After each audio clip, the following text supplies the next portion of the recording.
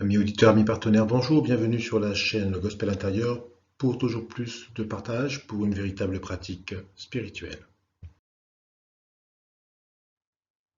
Aujourd'hui, nous allons partager sur le fait de pardonner. Je précise, il s'agit du pardon que chacun peut accorder à titre personnel. Eh bien, pour commencer, un petit mot d'étymologie, c'est toujours très intéressant de savoir d'où vient ce mot. Eh bien, c'est le mot aphiémie du grec qui a été traduit dans la Bible par les expressions comme pardon et pardonner. À l'origine, eh bien, son sens veut dire envoyer au loin, renvoyer, répudier. Vous avez différents exemples, par exemple s'en aller, un mari divorçant avec sa femme, céder, expirer, laisser aller, laisser faire, laisser dire, ne tenir aucun compte de, laisser, ne pas discuter maintenant. D'autres sens aussi, permettre, accorder, donner une chose à quelqu'un. Oublier, remettre une dette, rendre, ne pas garder plus longtemps, très important, quitter, laisser quelqu'un dans le but d'aller dans un autre lieu, partir de chez quelqu'un, partir et laisser à l'abandon, déserter, partir en laissant quelqu'un derrière soi, ne pas prendre quelqu'un comme compagnon. En synthèse, nous retiendrons donc que ce mot aphiémie signifie permettre, oublier, remettre une dette, partir et laisser à l'abandon, rendre, ne pas garder plus longtemps, ne pas prendre quelqu'un comme compagnon.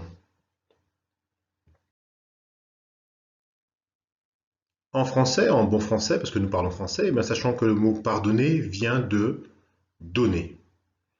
Donc, si donner est faire un don, eh bien, il faut savoir que pardonner est aussi faire un don, c'est-à-dire veut dire donner par-dessus.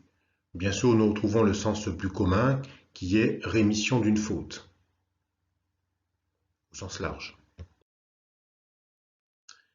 Eh bien donc, pardonner est un don. Nous avons déjà vu dans les vidéos précédentes que donc, si pardonner est un don, elle a forcément des similitudes avec la loi du don ou du don-recevoir, puisque donc on peut penser que, d'une certaine façon, eh bien, pardonner fait partie d'un ensemble plus vaste qui est le pardonner-recevoir. Et donc, en pardonnant, probablement, voire certainement, que là aussi, comme il y avait plus de joie à donner qu'à recevoir, eh bien, pardonner donne probablement plus que de ne pas pardonner. Et en ce sens que, à chaque instant, à l'instant même où nous décidons de pardonner, je pense, nous pensons, que nous recevons un acompte céleste immédiat au même titre que ce que nous avons vu dans la loi du don. Et ce que nous pardonnons, il faut savoir que quand nous disons que nous pardonnons à quelqu'un ou quelque chose, eh bien il s'agit d'une offense. Et l'offense, du grec paraptoma, signifie quelque chose qui heurte, qui s'entrechoque, qui vient s'entrechoquer avec notre propre image d'une vérité. Il s'agit souvent de quelque chose que nous considérons comme une faute, une déviation par rapport à une vérité, en particulier la nôtre souvent, par rapport à la droiture, en particulier celle que l'on pense être la bonne. Voilà. Et donc c'est ce choc qui va créer en nous une émotion désagréable initiale, qui si elle est, on va dire, trop gardée, trop, hélas, mal méditée, va faire s'installer un sentiment et ce sentiment est comme une image qui va venir s'imprégner véritablement en nous et qui risque de s'installer pour un très bon moment à l'intérieur de nous. Et c'est justement l'image de cette offense imprégnée en nous qui va poser un souci à une personne en particulier, c'est-à-dire la personne qui garde l'image, c'est-à-dire nous-mêmes si nous ne pardonnons pas. Un peu comme un petit poison, même un grand poison, qui ne nuit qu'à une seule personne, nous-mêmes, c'est-à-dire la personne qui a en elle cette offense, ou en tout cas qui ne veut pas pardonner. eh bien, cette offense va faire travailler notre imagination, nos pensées le plus souvent pas dans le bon sens, c'est-à-dire que par exemple, elle va nous faire croire que c'est tellement grave ce qui nous est arrivé que c'est normal qu'il soit impossible de pardonner, et nous dirons par exemple, ah, ceci hors de question, jamais je lui pardonnerai, nous savons, connaissons tout cela, même si nous évitons d'en arriver là, mais encore plus grave probablement, c'est que cela nous empêche de nous poser une question parfois importante à nous-mêmes, n'aurais-je pas pu faire la même offense dans les mêmes conditions? Souvent, nous répondons par la négative, parce que nous avons une haute opinion de nous. Est-ce une bonne opinion? Est-ce la bonne opinion de nous? C'est une question à méditer. Pardonner sera donc un travail qui sera réalisé sur l'image intérieure. C'est un travail qui se fait à sa propre échelle dans notre monde intérieur. Effectivement, il ne s'agit pas d'emblée, on pense souvent à cela, prendre son téléphone et appeler la personne qui nous a offensé pour lui dire, écoute, je te pardonne. Ça, vous pouvez le faire si vous êtes de ce genre de personne, mais sachez que, un, ce n'est pas forcément le vrai pardon, je dis bien pas forcément, ça peut associer cela. Et puis deux, même si vous n'osez pas faire ce genre de choses, sachez que le vrai pardon, il est à l'intérieur de vous, sur ce travail de cette image que vous avez laissé s'incruster à l'intérieur de vous et qui distille d'une certaine façon ce petit poison. Et donc, travailler l'image intérieure de l'offense dans notre monde intérieur, eh bien pourquoi là? Parce que c'est là que nous avons autorité. Comte Ferraud, les vidéos sur la question des lois spirituelles. Et par le travail de mon imagination, je peux associer l'offense qui m'a été faite au positif contenu toujours dans la parole du divin, c'est-à-dire dans les promesses.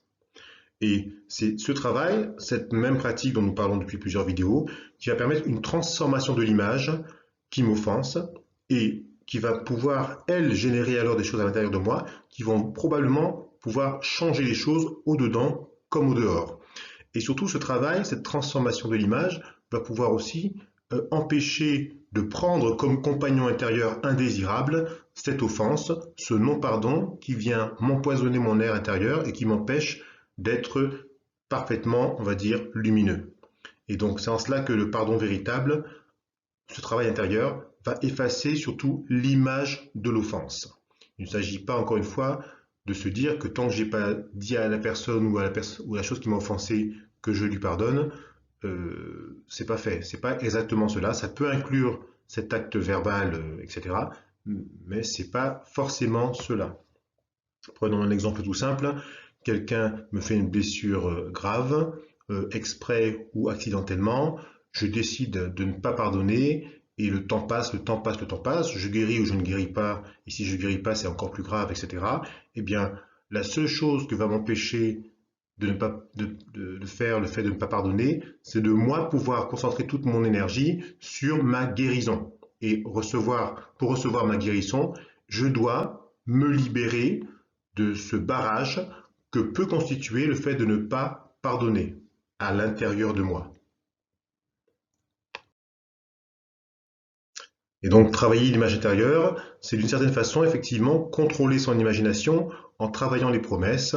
Par exemple, si quelqu'un vous a fait du mal, vous pouvez, et c'est écrit dans de nombreux écrits inspirés, vous pouvez du coup désirer, proclamer de votre bouche à l'intérieur de vous-même, ou même prier si vous êtes de ceux qui prient, prier pour que cette personne qui vous a fait ce mal puisse véritablement changer et prendre conscience de cela pour aller vers le mieux, le bien pour elle-même et bien sûr pour son entourage. C'est aussi pardonner, c'est aussi éviter donc de laisser à l'intérieur de soi un barrage au flux de bénédictions auquel nous aspirons tous.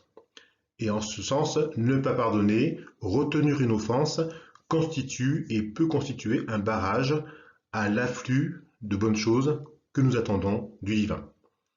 Et c'est en soi aussi pardonner, reconnaître ses erreurs devant le divin, car vous connaissez bien la prière de notre Père, pardonne-nous nos offenses comme nous pardonnons aussi à ceux qui nous ont offensés, dans ce sens que Dieu, le divin, eh bien, retient l'offense qu'on retient aux autres, encore une fois, à reformuler de façon intérieure. Autre chose aussi, il faut savoir que le fait de pardonner participe à la disparition de la conscience, de ce qui est prénommé péché dans les religions, ou même, on en a déjà parlé aussi, simplement la conscience du péché, c'est-à-dire du sentiment d'accusation, de manquement à la loi parfaite, à la réussite, aux bonnes choses, qui est rattaché à notre nature charnelle et qui s'exprime plus ou moins puissamment chez chacun.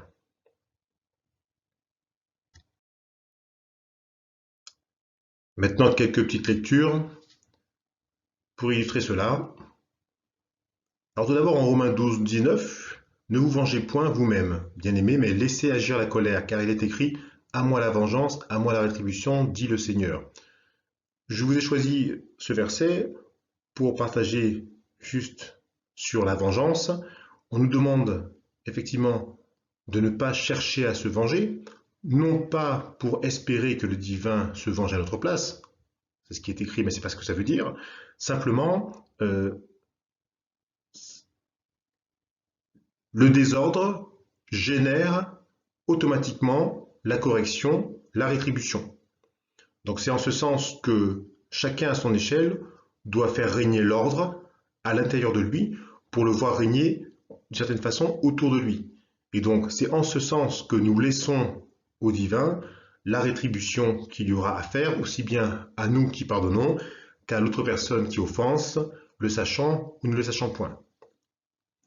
En Marc 11, 25, 26, on peut lire « Et lorsque vous êtes debout faisant votre prière, si vous avez quelque chose contre quelqu'un, pardonnez, afin que votre Père qui est dans les cieux vous pardonne aussi vos offenses. Mais si vous ne pardonnez pas, votre Père qui est dans les cieux ne vous pardonnera pas non plus vos offenses. » On en a parlé un petit peu juste avant sur le fait de pardonner et ne pas croire que l'on peut être, on va dire, spirituellement efficace quand il s'agit de mettre en pratique les choses spirituelles pour les voir s'accomplir, et en même temps, à l'intérieur de soi, être rempli de non-pardon, d'où cette invitation à pardonner à notre frère, à quelqu'un, si nous avons quelque chose à pardonner.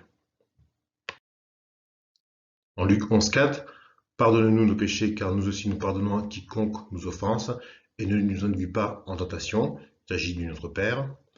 Matthieu 6,12, pardonne-nous nos offenses, comme nous aussi nous pardonnons à ceux qui nous ont offensés. Notre Père, reformulé dans un autre évangile. En Matthieu 6, 14, 15, si vous pardonnez aux hommes leurs offenses, votre Père céleste vous pardonnera aussi. Mais si vous ne pardonnez pas aux hommes, votre Père ne vous pardonnera pas non plus vos offenses. En Luc 17, 3, prenez garde à vous-même, si ton frère a péché, reprends-le, et s'il se repent, pardonne-lui. Je ne vous ai pas mis tous les versets, mais il y a d'autres versets où il est demandé de pardonner autant de fois qu'il est nécessaire, même à quelqu'un qui refait les mêmes erreurs. On peut pardonner pas une fois, pas 5 fois, pas 7 fois, mais il est écrit de façon imagée 7 fois, 77 fois, autant dire autant que nécessaire. Nous devons rester dans cette attitude généreuse du don de notre droit et de notre pouvoir à pardonner. En Luc 23, 34, Jésus dit « Père, pardonne-leur, car ils ne savent pas ce qu'ils font, ils se partagèrent ses vêtements en tirant au sort. » C'est une phrase que dit Jésus juste avant de mourir sur la croix, en demandant au Père Céleste, au divin, de pardonner aux hommes qui le crucifient, parce qu'ils ne savent pas ce qu'ils font. En Éphésiens 4, 32, soyez bons les uns envers les autres, compatissants, vous pardonnant réciproquement, comme Dieu vous a pardonné en Christ.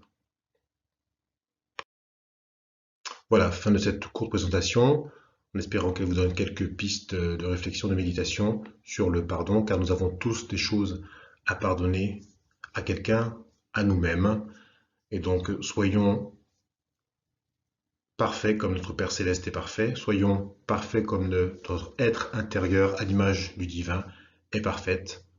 À bientôt.